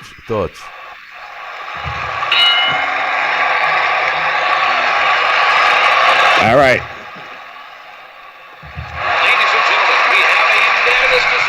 Okay, it went the distance. And the winner is, by unanimous decision, Julio Cesar Chavez. I guess the none of us were 116, 111, all three judges. Throw that machine out. Yeah, what the hell? What kind of fix is that? Wait a minute. That's a fix, man. How could that shocks me? That's what I'm telling you. Is that to be rewired, when you do it one-on-one, want to do a rematch? I could do that. No. But let's see if there were knockdowns. Yeah, Chavez put Duran down in the 9th round. You know what makes all three scorecards, and then Chavez took over, and in the 9th he put Duran down. The 10th, Duran came back and won that round, and then Chavez won the last two to sew it up. 116, 111. Interesting. My thoughts about this would be simply this. Yeah. Yes, I agree that Julio Cesar Chavez would have been able to drop Duran, but the difference is the activity level of a young Duran way outweighs the activity level of Julio Cesar Chavez. All they got to do is watch one of those fights, watch him box. Amazing. I'm a little surprised. What do you think, Dax? Well, I'm surprised too. You brought up a good point about Duran going down in his career. Could Chavez have that one punch power to really knock Duran out? Duran, when he went down in those early years, he got back up. The only guy able to literally knocked Duran unconscious was Thomas Hearns, and we know at that point in time in Tommy's career, Tommy was, still is one of the hardest punchers pound for pound, period, and Duran wasn't even at his best weight. I believe that was at 154 pounds. So I find it hard to believe that Chavez Sr. would be able to stop Duran. And in terms of the scorecards, I can see that happening. Don't get me wrong. Esteban de Jesus, he outpointed Roberto Duran because Roberto Duran at times could be a little bit over-aggressive when he was young, and maybe that over-aggression could be used against him. So, I'm not, upset with it, but I just think that, Roberto Duran would have came out with the win simply because I think his best attributes, even though how do you say it's each guy's best attributes played into the other guy's biggest weakness. So it's a really tough call. But it would definitely be one of those fights. One fight, would not decide who was truly the better of the two. When I do run a rematch, Duran wins the rematch, and if you want, I could give you over 100 fights. Duran does come ahead, way ahead. Duran wins 80. Chavez wins only 15. And there are 5 draws, and Duran scores 26 KOs. Chavez was able to score 10 KOs in his 15 wins. So overall, that makes the Billy C Magic Boxing Machine likes Duran big. Yeah, well, that's nothing. That's odd because you know what? Duran lost the first Esteban de Jesus fight, and then he dominated all the rest of them. He won the first Leonard fight, and then he quit the second one out of frustration. So Duran, this is a guy. What we always really made him so special is when he went and he fought Davey Moore. Duran was finished, and what did he do? He reinvents himself. He goes and he does better against Marvin Hagler, even though it wasn't as exciting. He lost as well. He did better against Marvin Hagler than Tommy Hearns, the guy who literally starched him cold. He goes and he beats and takes away the world title from Iran Barkley, which Iran Barkley took from Tommy Hearns. Exactly. No, by knockout. The thing that really surprised me was that the fact that the one big weakness that's pretty obvious, I thought, with Julio Cesar Chavez was his lack of defense. I mean, let's face it. He wasn't exactly a defensive genius. He broke down his opponents, and I thought that Roberto Duran at lightweight, because of his volume of punches, would have won, would have thrown more. But listen, and Dax, you made a great point. Maybe the computer is looking at, those second and third and fourth and 100th other opportunities that the averages go in Duran's favor. But in any event, listen, guys, we're out of time. I love this segment, and as time goes on, boys and girls, we will definitely fine-tune things. Julio Cesar Chavez loses the first fight. Roberto Duran loses the first fight to Julio Cesar Chavez. All three judges scored at 116, 111. But 100 times, like Alex told us, 80 wins for Duran, 15 losses, 5 draws, 26 coming by knockout, giving Duran the edge. Like I said, Roberto Duran, former world lightweight, welterweight, junior middleweight, and middleweight champion. He also challenged for the super middleweight title, was inducted into the International Boxing Hall of Fame in 2007, had a career record, 103 wins, 70 knockouts, 16 losses in which he was only stopped 4 times, and no draws. He fought 821 rounds throughout his career. Julio Cesar Chavez, former world junior lightweight, and junior welterweight champ, and he challenged for the world welterweight title. 107 wins, 86 by knockout, only lost 6 times in which he was stopped 4, had 2 draws, and he fought 634 rounds as a pro, and he too was inducted into the International Boxing Hall of Fame in 2011. Guys, I appreciate it, and I look forward to the next one. We'll chat about this some other time, and we'll pick out another good one. If you guys have any suggestions for Dax and Alex and Sal and myself to do for this segment, just drop me an email, Billy@TalkinBoxing. That's TalkinBoxing.com. We're going to take a short break, and we'll be back, I don't know, I'm thinking maybe 2 minutes. Billy C will be right back, part of the Billy C Boxing Network. Listen to this important message. If you owe money to the IRS, you will want to hear this. Penalties and interest compound daily on your back taxes, putting you under a mountain of debt. Tax 10,000 has years of experience connecting people with tax resolution specialists. Working through the IRS Fresh Start program, they will handle all the necessary forms, and if you qualify, you may end up saving thousands of dollars. Call Tax 10,000 at 800-773-4604. Need relief from backaches and stiffness in your hips or down your legs? Then you need Dr. Ho's Back Relief Belt. The innovative technology works to support and decompress your spine. And now it's covered by Medicare. Every patient with back pain should be wearing this belt. Nothing gave me instant relief except for the Dr. Ho belt. Feel good while standing, walking, driving, doing housework, and while laying down. And now Dr. Ho's patented belt is available at our best price ever. It's even covered by Medicare. Order now and get the easy-to-use hand pump and back rehabilitation DVD free. You know, similar belts can cost you almost $1,000, but my belts won't cost you $500, not $300, not even $200. I will give you my special TV price. And remember, Dr. Ho's belt is covered by Medicare. If you know a friend or family member that suffers with pain, get them my system today.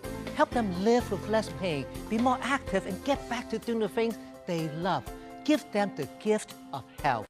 Broken air conditioning, $4,400. Failing refrigerator, $2,500. Don't let outrageous repair and replacement bills like these bust your budget. Get the First American Home Warranty Plan. And when a covered appliance or system breaks, we'll repair it or replace it for you. We had a high-end dishwasher go kaput. They put it in a brand new dishwasher. We have plans that cover air conditioning, most appliances, plus heating, plumbing, electrical systems, and much more. Plans start as low as $25 a month.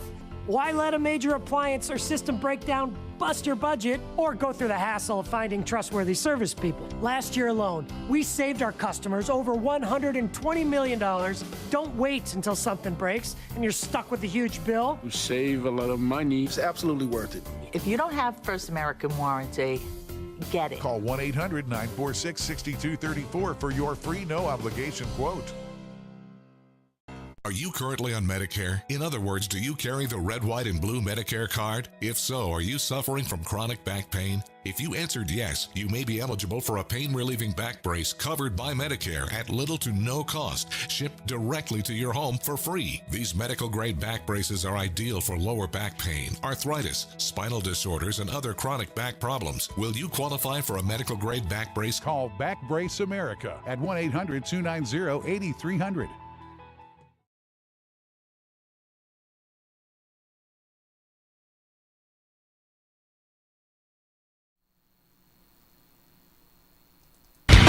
Check out BillyCBoxing.com now, or feel the wrath of the mighty mustache.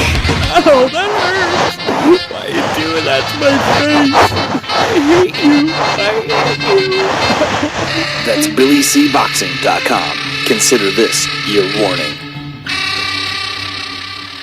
Now back to Talkin' Boxing with Billy C., the only radio host man enough to take a punch from Mike Tyson. Wait a minute, man. Hold on there. Jeremy, man, I need you to take this one, all right? Wait, what? No way. I can't do this. Need I remind you I'm Billy C., damn it? Now put on that mustache and get in there. Hey, look at me. I'm Billy C. Crap.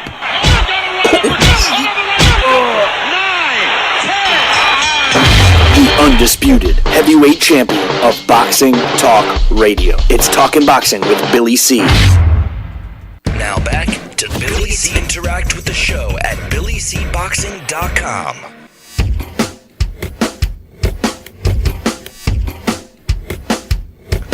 And we're back. You're watching and listening to the Billy C. Show. Glad you could be with us. You know, Sal, I'm cracking up here. You know, we're all in the chat room. Talking about and here. I owe you an apology, Sal. I really do. I want to apologize to you on air.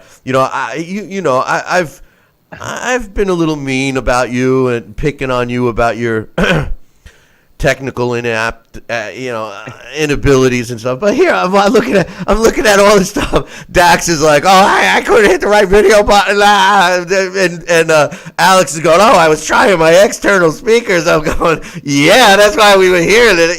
So it's like I'm laughing between the three of you guys. Where was Jeremy C? Jeremy C was in the chat room, and all of a sudden he bails on us, man. I mean, come on, But fun stuff, and not too bad out of the gate. I'm sure we'll tweak this, and it'll be good. I love this segment. What do you think? Oh, I love it. It was great.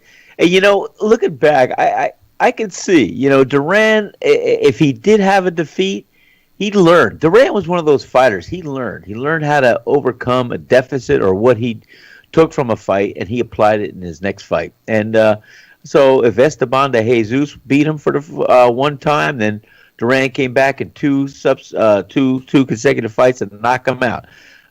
If Julio Cesar Chavez caught Duran by surprise and would win the first decision, as the computer expressed his dominance over 100 fights, Duran would win 80.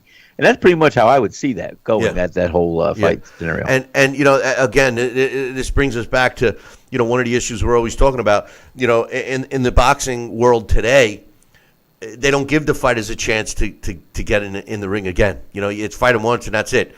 I fought a southpaw, so I know how to fight southpaws. No, you got to fight 20 southpaws before you know how to fight a southpaw. So, exactly. It's a joke. And one thing I did forget to mention that's pretty important. One of the greatest trainers of all time was Roberto Duran's trainer, Ray Arcel. And I pointed that out when we were watching the fight down in at the Sea Palms last weekend. But one more email, then we're going to call it a day. This is from Raheem, your man Raheem. He says, morning Billy C and Sal. Raheem here. Hey Raheem. He says, I want my Bears to win the Super Bowl, but I think that the biggest problem is they're not in it. But anyway, he says, but I think that the problem is the NFL isn't like baseball. Baseball has no salary cap, and it's a free market capitalism system. If the NFL got rid of the salary cap, it would be good because salary cap is like communism and Major League Baseball is more like capitalism. And this is America. And even though I don't like the Yankees, the Bears can be like the Yankees so that my Bears can sign all the best players to have a Super Bowl team. Why does the NFL have a salary cap if it makes more money than the Major League Baseball? Raheem, here's the problem, my man. The salary cap in football is the best thing in professional sports, and I'll tell you why. The continuity in the NFL is there. I know it's hard to believe because you see a team like yours, the Bears, and me with the Jets, and we don't do well. But the truth of the matter is that if you have the right people in place that can manage the salary cap and bring the right players in and finagle those numbers, you end up with teams like the Patriots. You end up with teams that build for future and finagle numbers around it, et cetera, et cetera. The truth of the matter is the difference between a team like the Patriots and the Browns are only a couple of players or a coach or a GM. That's the only difference. The Major League Baseball, with no salary cap, they pay what they call a luxury tax. So, yeah, they're free to open up their checkbook, but it's not fair when you have a team like the Yankees who has their own television network and everything, and they have this huge trunk load of cash versus a team like the Kansas City Royals who, who? Do they have a team in Kansas City? So, I mean, what the cap does in the NFL is it equals the playing field. And I, for one, think it's a good thing. And I do feel your pain with the Bears. I do happen to like the Bears, but I'm a Jets fan. You've been in the Super Bowl sooner than the last time we were. So be glad with that. But trust me, the salary cap is good. Sal, I'm looking forward to tomorrow. It's great to be back. I really like this segment. I think we're going to expand on it pretty well. And tomorrow we'll get a chance to read the rest of the emails I have, plus talk about the big heavyweight fight coming up, some other fights that were signed, and all the latest news. Next week we'll be back full-blown. Larry Hazard coming back, the blast of the past, all of that stuff. And then at the end of February, we'll be introducing the next new segment. So we're going to keep things rolling on a positive note. And I know you sound a little under the weather too, huh? You're not feeling that well or what? Me? I feel great, pal. I'm ready. Put me in the ring. Come on. Yeah, you and Marlon. And Marlon Starling. I had to keep these guys. We're going to do that next segment. Next thing, Marlon and I are going to get together and we're going to do a little sparring, a little light sparring, just to show, a little infighting, a little boxing, a little bit of the fans, just to give them a little bit of a taste of what some of the great moves in boxing are all about. No? Yeah, no, we'll see. We'll see. Come on, it'll be very contained. We're professionals. We're gonna know. We're not out for any fights or anything. We're just gonna be like two puppies playing. Yeah, I know. Hey, listen, man. Make sure you guys tune in tomorrow morning. Same bat time, same bat channel. Until then, I'll leave you with this. Ciao, baby.